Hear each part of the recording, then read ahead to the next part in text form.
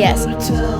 Hoy en un cafecito con las psicólogas le vamos a hablar de un tema importante que podría considerarse tanto de manera cultural así como de manera muy secreta o no tan general para algunas personas. En fin, hoy les hablaremos de la genética. Muchos creen que la genética se trata de solo genes y demás, y es que no es así, pero hay mucho más detrás de dichos genes, el cual se van formando, heredando y transformando dependiendo de diversos factores, los cuales veremos más adelante. Es que sin duda te va creando un asombro inmenso en cómo todos pasan en nuestro organismo. Tomen asiento que iniciemos este agradable podcast. Hoy estamos en presencia de 3 grandes mujeres psicólogas que están especializadas en diferentes áreas. Con ustedes, Valeria, Génesis y Valentina. Es agradable estar con otras personas, ¿no crees, Camila? La verdad me hace mucha ilusión, será algo interesante, algo nuevo a decir verdad. Bueno, chicas presentes sin pena. Antes que nada, muchas gracias por invitarnos a platicar con este tema muy importante. Soy la psicóloga Valeria Cocón, especializada en el ámbito cognitivo-conductual y trabajo en la Fundación Silicon Valley.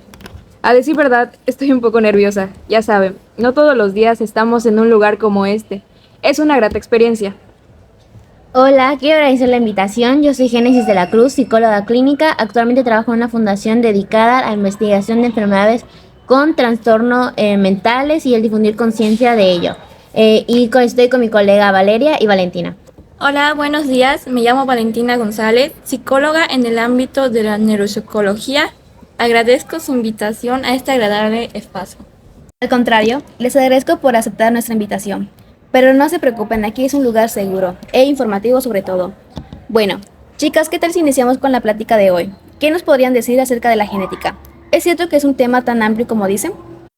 Bueno, en realidad es una opinión un poco controversial.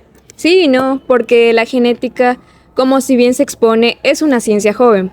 Han transcurrido un poco más de 50 años desde que Crick y Watson, 2 autores muy importantes, descubrieron el secreto de la vida, conocido como el ADN. Entonces se dice que el primer genoma humano fue en el 2001, pero hay una regla muy curiosa, la cual dice, los genes pueden predisponer, pero no necesariamente te determinan. La genética también nos explica cómo se forja un individuo a través de los mecanismos naturales y culturales. Para este punto, los niños más pequeños que nos escuchan desde casa se preguntarán, ¿la genética es parte de nosotros y cómo? En otras palabras, y para que entiendan los niños más chiquitos, podemos decir que la genética es el estudio científico de los genes y la herencia.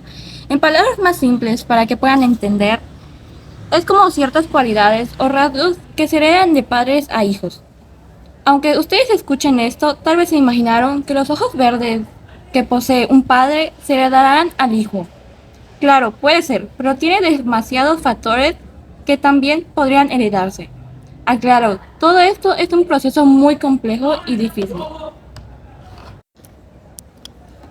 Exacto, tal y como nos platica la psicóloga Valentina.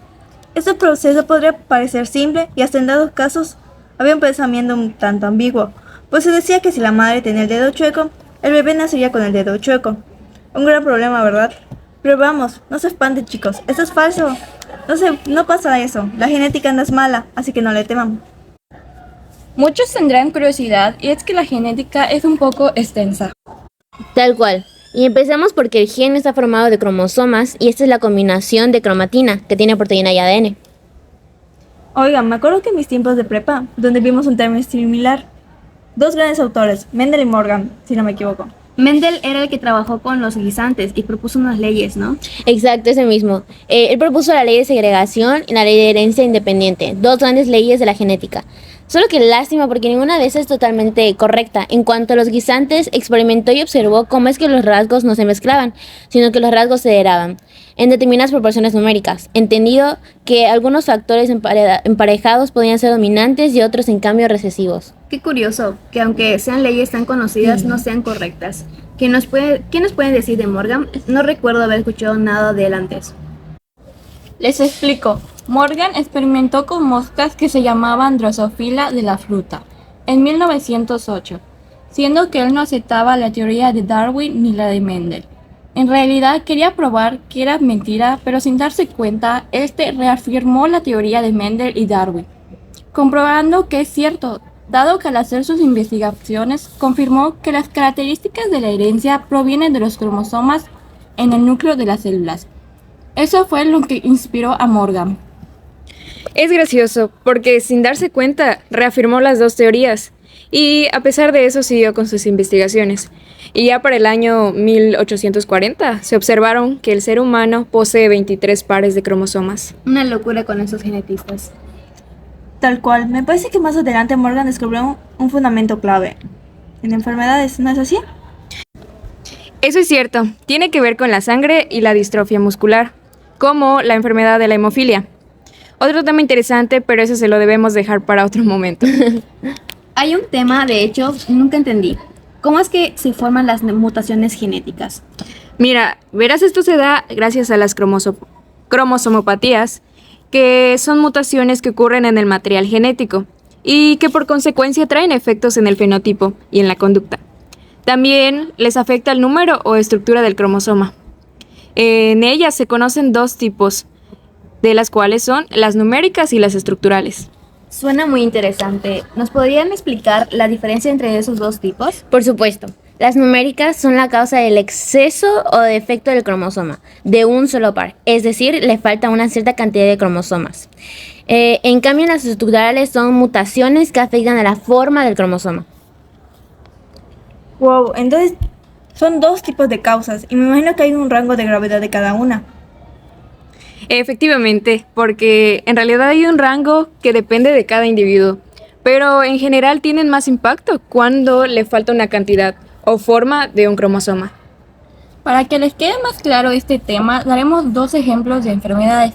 La primera que yo les hablaré es la de Wolff-Hirschhorn.